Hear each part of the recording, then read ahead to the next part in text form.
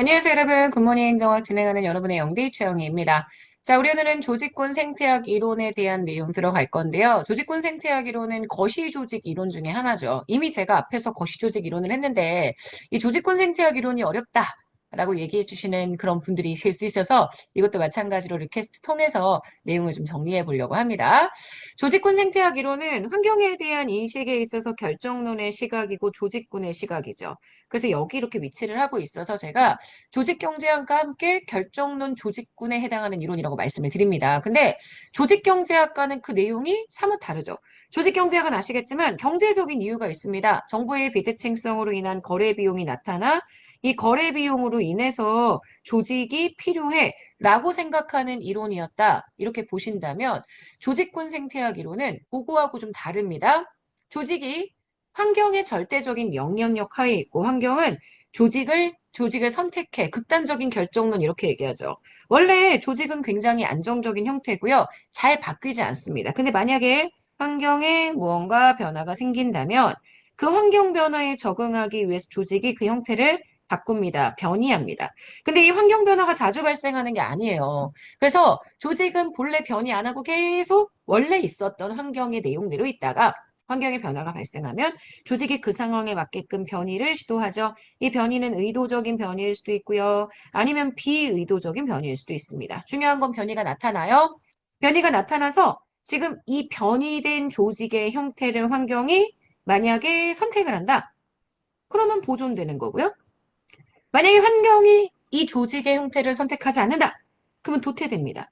그러니까 환경이 이 조직의 형태를 선택하느냐의 여부에 따라 지금 보시는 것처럼 보존될 것이냐 아니면 도태될 것이냐 결정이 되고 도태가 되면 끝입니다. 만약에 보존이 된다, 환경이 이 조직의 형태를 현재 선택했다라고 이야기를 해주게 된다면 그러면 그 상태 그대로 보존되고 이 보존된 형태를 주변의 조직들이 닮아갑니다. 배태성, 형태가 유사해지는 성질을 얘기하죠. 동형화 이런 것들이 발생을 합니다. 그래서 조직군의 형태가 모두 다 비슷해집니다.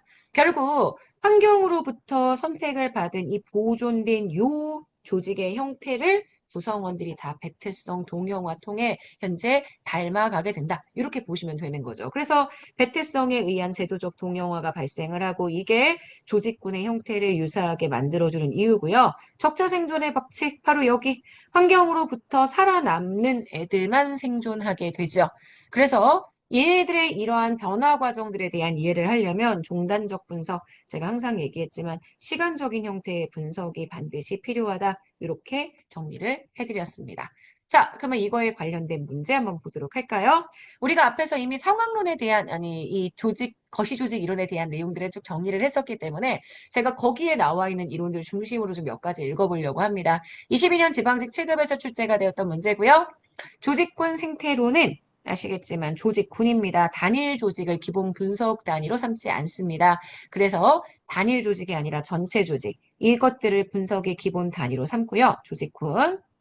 환경에 대한 조직의 적합도, 이게 결정론적 시각이죠. 여기에 초점을 둡니다. 1번 맞는 선지고요. 2번 거래 비용 이론은 자원의존 이론의 한 접근법이다? 아니요. 이론과 거래 비용 이론은 아예 다른 이론이죠. 조직 간의 거래 비용과 조직의 거래 비용, 조직 간 거래 비용과 조직 내 거래 비용 두 가지를 비교해서 둘 중에 비용이 더 저렴한 쪽으로 조직을 구성할 것이냐 아니면 시장 거래를 할 것이냐라고 판단하기 때문에 어느 쪽의 비용에 더 많은 관심을 둔다. 이건 틀린 전제입니다. 거래 비용에는 다 관심을 두고 있다. 이렇게 보셔야 되고요. 자, 세 번째, 상황론적 조직이론은 독립변수를 한정합니다. 상황 조건들을 유형화시켜서 중범이라는 제한된 수준에서 일반성과 규칙성을 발견하고자 하죠. 맞는 선지고요. 4번입니다. 주인 대리인 이론. 주인 대리인 사이의 정보의 비대칭성이 발생하는 이유는 정보의 비대칭성, 자산의 불특정성이 아니라 특정성. 이게 실제 합리적인 선택을 제한하죠. 주인 대리인 관계는 조직 안에도 발생할 수 있습니다. 그래서 자산이 특정적으로 있는 것, 그래서 정보가 비대칭적인 것, 이게 합리적인 선택을 제한한다라고 얘기를 하기 때문에 정답이 되는 건 3번입니다. 말 좀 어려운데 저랑 이미 다 정리했고 기출도 많이 보셨기 때문에 이 정도 선지는 이해하시죠? 자, 23번입니다. 아니, 23년 국가직 구분 문제입니다. 조직이론과 그 내용에 대한 설명으로 옳지 않은 것, 구조적 상황론, 불안정한 환경 속에 있는 조직은 환경의 맥락에 따라 유기적인 구조를 선택하는 것이 효과적입니다. 맞습니다. 전략적 선택 이론.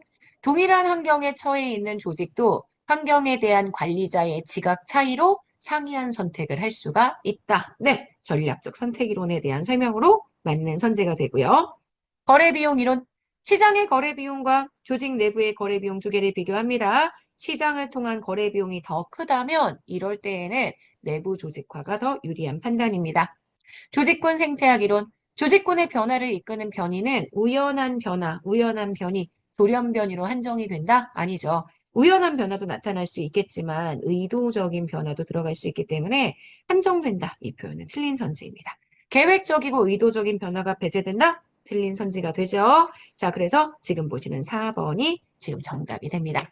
자, 여기까지 해서 우리는 조직군 생태학 이론까지 거시조직 이론 다 뽀개봤습니다. 자, 잘 정리하실 수 있죠? 자, 여기까지 해서 우리 오늘 조직 이론까지 마무리를 하고요.